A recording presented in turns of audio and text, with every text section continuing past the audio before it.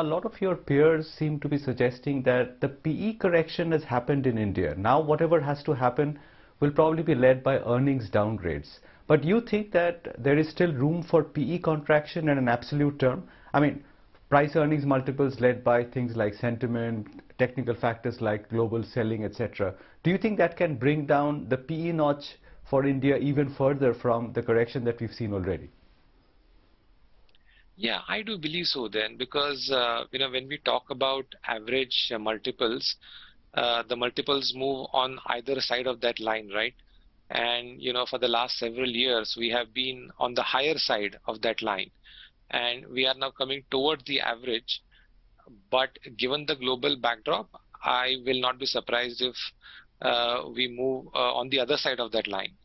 That's my kind of a limited point. And also, as I mentioned earlier, there is clearly uh, you know a search for value trade going on in the world, and especially with the policymakers in China seems to be giving some indications towards that policy easing part, which has the capacity to attract more equity capital or more flows.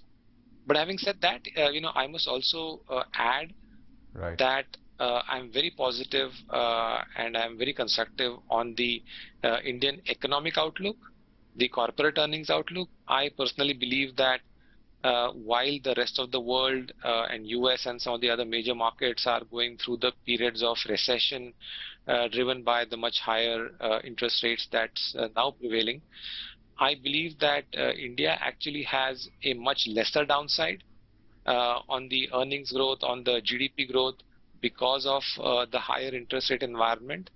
Because I believe that uh, the Indian economy is at the cusp of a potential uptick, and if it wasn't for the global headwinds, I think the GDP growth would have surged much more.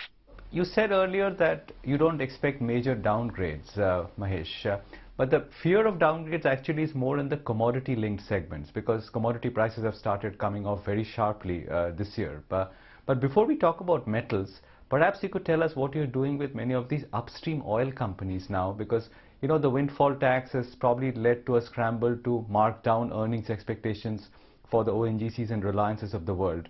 Do you think that sector will struggle going forward? Yeah, I think with the latest changes in the regulatory environment and the export tax and production tax, etc., or cess, etc., it has definitely created an environment of uncertainty in the both the private players as well as the public sector players. And my sense is that given how we have seen the situation has evolved, on the marketing margin side, there was an expectation that once the UP state elections are over, the marketing margins will get normalized in due course of time. But that is still awaited.